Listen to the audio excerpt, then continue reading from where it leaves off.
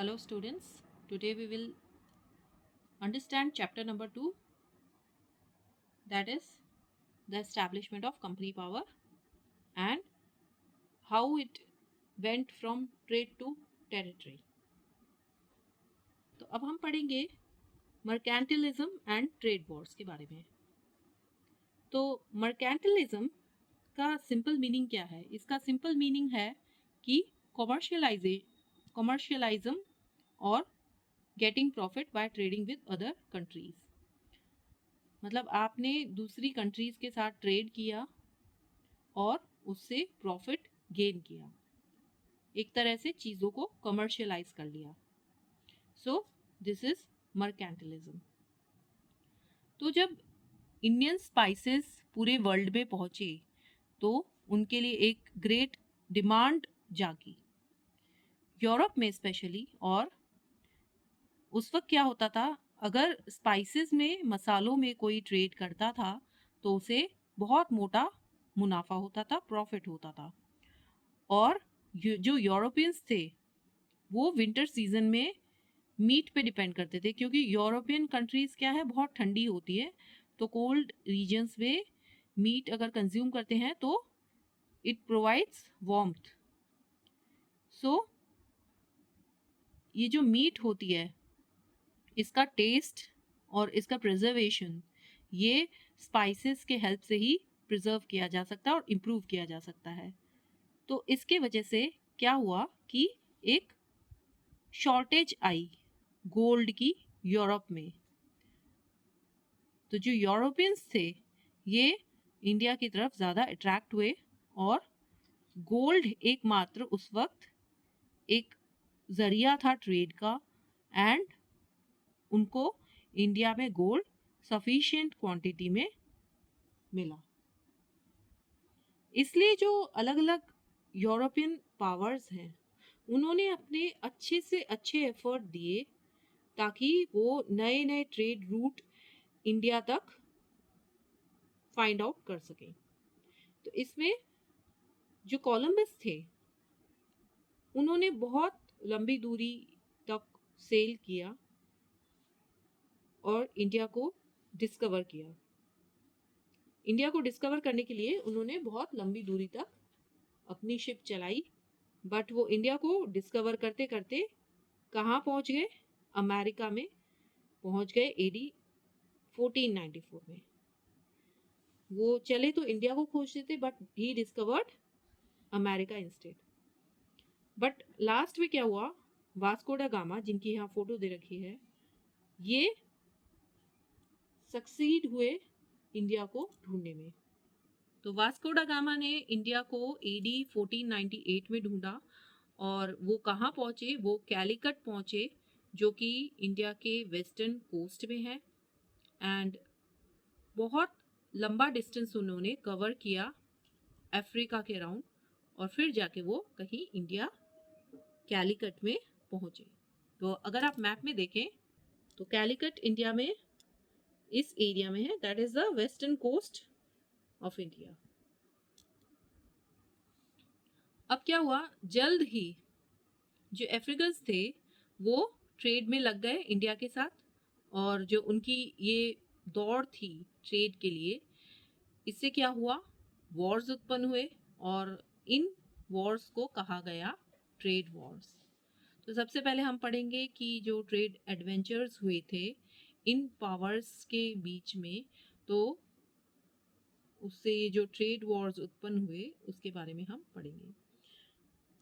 अब हम देखते हैं कि जो पोर्चुगीज थे उन्होंने ट्रेड किस तरह से इंडिया के साथ किया।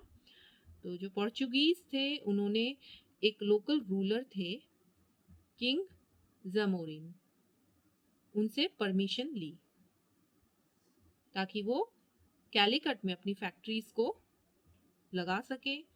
कैलिकट इंक्लूडिंग कोचीन, कन्नूर, तो इन जगहों पे पोर्चुगीज अपनी फैक्ट्रीज एस्टैब्लिश करना चाह रहे थे, तो उन्होंने इसके लिए परमिशन ली। और जो पहले पोर्चुगीज वाइसरॉय थे उनका नाम था अल्मीडा, उन्होंने दीव, जो इंडिया का पार्ट है, दियू का आइलैंड लिया अपने पोजीशन में AD 1509 में। और जो नेक्स्ट वाइस रॉय थे अल्बुक्वेर्क्यू, उन्होंने गोवा को जीता इन AD 1510। बाद में ये जो पोर्चुगीज थे इन्होंने बसीन और दमन को भी अपने पोजीशन में ले लिया और फिर जल्द ही इन्होंने कैलिकट भी कैप्चर कर लिया और उन्होंने अपनी कॉलोनीज वहां स्थापित करी इन जगहों पे, जैसे कि हुगली और चित्तागोंग पे। अभी फोटो दे रखी है, ये एक पोर्ट्रेट है फ्रांसिस्को डी अल्मीडा की, जो कि पोर्चुगीज के वाइसरॉय थे। अब इस तरह से जो पोर्चुगीज थे उन्होंने ईस्टर्न ट्रेड पे अपनी मोनोपोली एस्टैब्लिश कर ली थी 1 सदी तक।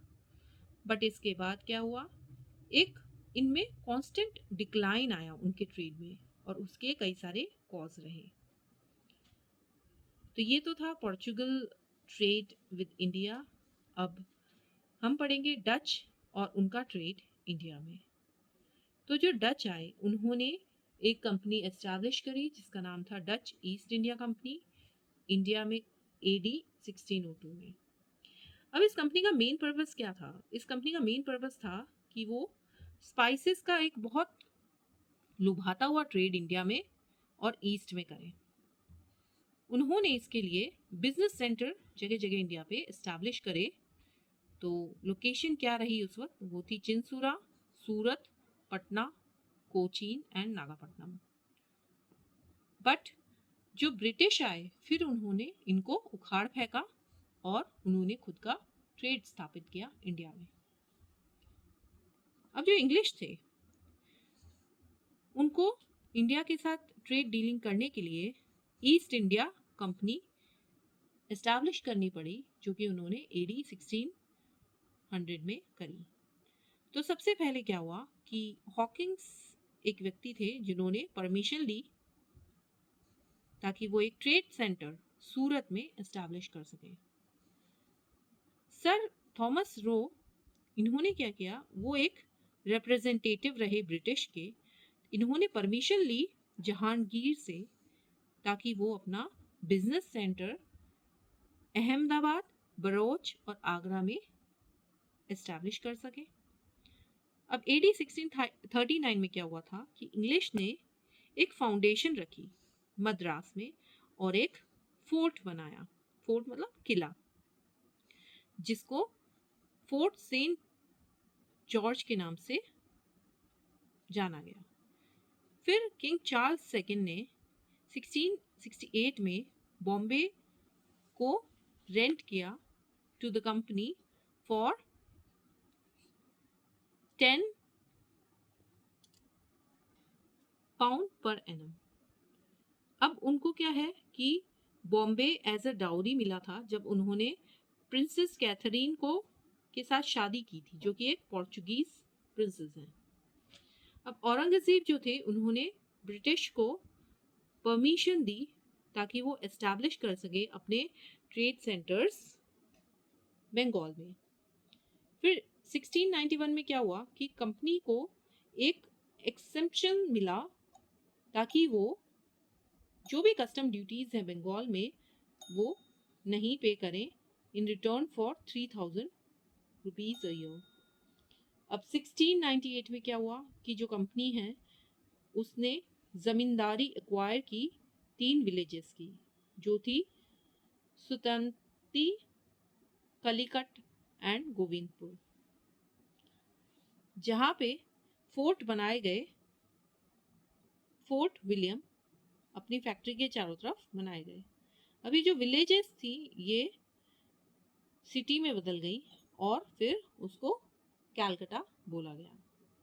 अब 1717 में क्या हुआ, कंपनी ने एक एम्परर थे फारूक सियार, तो उनसे एक फरमान उनको मिला जिसमें जो भी प्रिविलेजेस थे 1691 में वो कंफर्म हुए और उनको एक्सटेंड किया गया गुजरात और डेक्कन तक।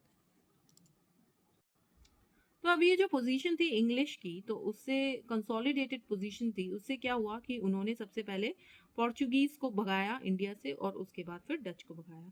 तो इतनी लंबी स्ट्रगल के बाद उन्होंने फ्रेंच को भी इंडिया से बाहर खदेड़ फेंका। अब क्या हुआ कि जो फ्रेंच ट्रेड है इंडिया में, उसके बारे में पढ़ेंगे। तो जब यूरोपियंस अपना बिजनेस इंडिया में इस्टेब्लिश कर रहे थे, तो फ्रेंच ने क्या किया, उन्होंने भी अपनी एक कंपनी CE 1664 में इस्टेब्लिश करी। तो ये जो एस्टैब्लिश्ड फैक्ट्री थी, ये कहाँ थी, ये मसौलीपट्टनम में थी और पौंडीचेरी में थी। उसके बाद उन्होंने अपनी फैक्ट्रीज चंदेर नगर, कासिम बाजार, बालासोर, माहे और कराईकल में एस्टैब्लिश करी। उसके फलस्वरूप क्या हुआ कि उनका आमना सामना इंग्लिश के साथ इनएविटेबल हो गया और एंड में फिर भी ये जो अंग्रेज थे ये सक्सेसफुल रहे। अब इंग्लिश ईस्ट इंडिया कंपनी के बारे में पढ़ेंगे। तो जैसे ही स्पेन को डिफीट किया, अब हम देखते हैं इंग्लिश ईस्ट इंडिया कंपनी। तो जैसे ही स्पेन डिफीट हुआ CE 1588 में, इंग्लिश जो हैं वो नेवल पावर में सुप्रीम हो गए यूरोप में। अब क्या हो गया, जो इंग्लिश मर्चेंट्स थे उसमें से एक ग्रुप ने ऑर्गेनाइज हुआ और उन्होंने एक कंपनी ऑर्गेनाइज करी ताकि वो ईस्ट के साथ ट्रेड कर सके। उस वक्त क्वीन एलिजाबेथ ने एक चार्टर ग्रांट किया दिसंबर 31 1600 में और उसको नाम दिया ईस्ट इंडिया कंपनी और उसको मोनोपोली दी गई ट्रेड की विद द ईस्ट। अब जो हॉकिंस थे वो थे एम्बेसडर ऑफ जेम्स फर्स्ट, जो कि किंग ऑफ इंग्लैंड थे। उन्होंने जहांगीर के कोर्ट को विजिट किया इन 1609 और उन्हें एक फरमान मिला ताकि वो एक इंग्लिश फैक्ट्री सूरत में एस्टैब्लिश कर सके। 1615 में English ambassador sir Thomas Roe वो मुगल कोर्ट पहुंच गए और उनको एक परमिशन मिल गई ट्रेड कैरी करने की सूरत में एंड फैक्ट्रीज खोलने की आगरा, अहमदाबाद और बरोच में। अब इस फोटो में हम देख सकते हैं सर थॉमस रो ये एक प्रपोजल लेके आए हैं ईस्ट इंडिया कंपनी के लिए और ये जहांगीर इनका प्रपोजल एक्सेप्ट कर रहे हैं। अब जो ट्रेडिंग सेंटर्स थे जो यूरोपियन कंपनीज ने सेटअप करे थे, उनको क्या कहा जाता था, उनको फैक्ट्रीज कहा जाता था। अब ये नाम किस तरह से रखा गया, ये ऐसे रखा गया कि जो ऑफिशियल्स थे कंपनी के उनको फैक्टर्स बोला जाता था और जो फैक्ट्री ऑफिसर्स और वेयरहाउस जिसमें होते हैं उसको फैक्ट्री बोला गया। अब ये फोर्टिफाइड थे ताकि इंडियंस इन पे अटैक नहीं कर सके और दूसरी ट्रेडिंग कंपनीज भी इन पे अटैक नहीं कर सके और ये फिर छोटे छोटे कस्बों में बदलते गए। अब जो कंडीशंस थी साउथ में वो इंग्लिश के लिए ज़्यादा फेवरेबल रही। क्यों? क्योंकि वहाँ पे उनको कोई स्ट्रॉन्ग गवर्नमेंट को फेस नहीं करना पड़ा। 1639 में उन्होंने एक ज़मीन का हिस्सा लिया from Raja of Chandragiri and उन्होंने मद्रास की सिटी खोजी इन द ईस्ट कोस्ट। अब यहाँ पे क्या हुआ कि इंग्लिश ने एक फोर्ट बनाया अपनी फैक्ट्री के अराउंड और उसको नाम दिया गया फोर्ट सेंट जॉर्ज और वो उसको हेडक्वार्टर बना दिया इंग्लिश सेटलमेंट्स का इंडिया में। फिर 1651 में कंपनी को ट्रेड के लिए अलाउ कर दिया गया बंगाल में और उनको परमिशन दे दी गई कि वो हुगली और दूसरी जगहों पर फैक्ट्रीज सेटअप कर सकें। अब 1661 में क्या हुआ कि चार्ल्स सेकंड जो कि इंग्लैंड के किंग थे, उन्होंने ईस्ट इंडिया कंपनी को अलाउ किया कि वो कॉइन्स इशू कर सके, फोर्ट्स बना सके और एक आर्मी मेंटेन कर सके एंड टू डिक्लेयर वॉर और make peace as the necessity arose. अब चार्ल्स सेकंड को मुंबई का आइलैंड मिल गया पोर्चुगल से एज डाउरी, ये हमने पहले पढ़ा था और उन्होंने फिर क्या किया, मुंबई कंपनी को दे दिया 1668 में और फिर उसको इमीडिएटली फोर्टिफाइड कर दिया गया। अब हम इस फोटो में देखें तो यहाँ पे सेंट जॉर्ज है चेन्नई में जो कि एक फोर्टिफाइड एरिया है। अब जो कंपनी है उसने ये जो अनस्टेबल पॉलिटिकल कंडीशन चल रही थी इंडिया में उसका एडवांटेज उठाया, फ़ायदा उठाया और फिर ब्रिटिश रूल एस्टैब्लिश करने में वो सक्सेसफुल हो गई। अब जो इंग्लिश थे एज ट्रेडर्स, अब वो क्या बन गए, कंट्री के मास्टर्स बन गए जैसे टाइम आगे बीतता चला गया। अब हम पढ़ेंगे कि जो टेरिटरी के लिए स्ट्रगल रहा, वॉर्स रहे इंडियन रूलर्स के साथ, वो कौन कौन से थे। तो war against the Bengal ruler, that is battle of Plassey 1757। अब क्या हुआ कि जैसे से ब्रिटिश पॉलिटिकल स्वे हुआ चारों तरफ, तो इसमें इंडिया को हम देख सकते हैं बैटल ऑफ पलासी में 1757 में, और ये बैटल लड़ा गया बिटवीन इंग्लिश एंड सिराजुद्दौला जो कि नवाब थे बंगाल के। अब कई सारे एरियाज ऑफ कॉन्फ्लिक्ट रहे बंगाल नवाब और ईस्ट इंडिया कंपनी के बीच में। तो इसमें सबसे पहला एरिया ऑफ कॉन्फ्लिक्ट क्या था, फोर्टिफिकेशन। अब जो ब्रिटिश थे बंगाल में, वो फोर्टिफिकेशन और ऊंचा करना चाह रहे थे अपने ट्रेड सेंटर्स के around since the time of Ali वर्दी खान, जो कि नवाब के पुराने पहले वाले नवाब थे बंगाल के। एंड उस वक्त वो उस फोर्टिफिकेशन को नहीं कैरी कर पाए क्योंकि उसके कई सारे रीजन थे। अब क्या हुआ कि जब एक समय आया तो उन्होंने सोचा कि अब ठीक है, अब हम ये जो नया नवाब है सिराजुद्दौला, तो उनको बोलते हैं कि हम ऐसा करेंगे, बट उन्होंने भी उनके ये ऑर्डर्स मना कर दिए। Then misuse of trade privileges. अब जो भी ट्रेड में उनको प्रिविलेजेस मिले ब्रिटिश को, उसका उन्होंने भरपूर मिसयूज किया। तो 1717 में क्या हुआ, फारूक शियार थे जो कि मुगल एम्परर थे, उन्होंने ब्रिटिश कंपनी को एक फरमान दिया था ताकि वो ड्यूटी फ्री ट्रेड कैरी कर सके बंगाल में, एंड उसके बदले में उनको एक पेमेंट ऑफ ₹3000 पर ईयर का उन्होंने एक ऑफर रखा। बट जो इंग्लिश मर्चेंट्स थे उन्होंने इस प्रिविलेज को मिसयूज करना चालू किया। उन्होंने क्या किया, उन्होंने वो एक प्राइवेट ट्रेड में हो गए एंड उन्होंने जो पेमेंट ऑफ टैक्सेस था उसको उन्होंने उसका इवेजन किया। तो ये जो इमेज दे रखी है ये मुगल एम्परर हैं फारूक शियार। देन थर्डली क्या हुआ कि उन्होंने जो भी हिंदू सब्जेक्ट्स थे उन्होंने उनको इंस्टिगेट किया एंड फिर उन्होंने एक रेफ्यूज ग्रांट किया to a rich Hindu businessman Kishan Das, जिन्होंने नवाब के रैत को जिन्होंने अर्न किया था, तो उनको रिफ्यूज दी एंड वो उन्हीं को शरण देते थे रिच बिजनेसमैन को। फिर capture and loss of Calcutta. तो ये जो भी रीजंस हैं ये सफिशिएंट थे कि नवाब उन्होंने अटैक किया एंड नवाब को एनरेज करा एंड कैलकटा कैप्चर करा और ब्रिटिश को ह्यूमिलिएट किया। तो ऐसा आरोप किया जाता है कि जो नवाब थे उन्होंने कम से कम 146 इंग्लिश मैन को कैप्चर करा था, और जिसमें से एक छोटे रूम में उनको रखा गया और 123 सफोकेशन के कारण मारे गए।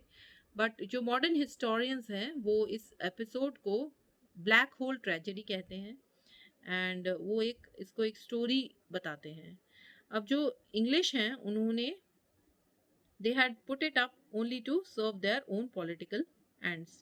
तो उन्होंने नवाब को अक्यूज किया ऑफ हीनियस क्राइम एंड मतलब घिनौना उन्होंने क्राइम किया था, इस तरह से इंग्लिश ने रखा, अक्यूज किया।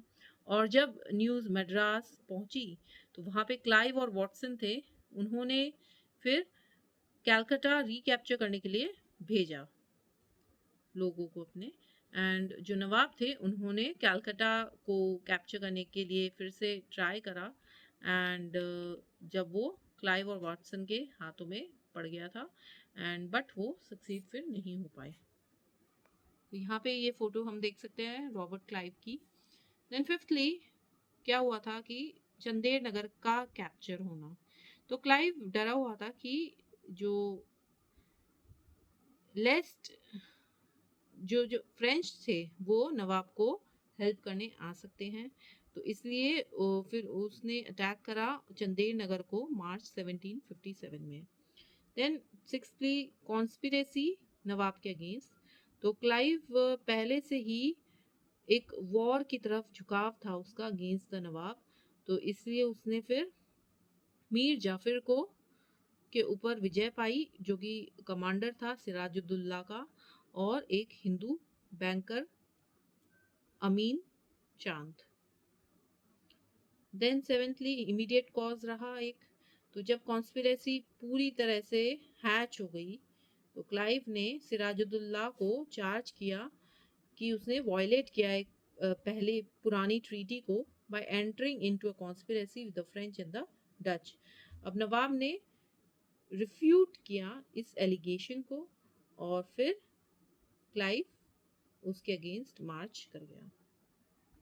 द बैटल ऑफ प्लासी को एक डिसीसिव बैटल बोलते हैं।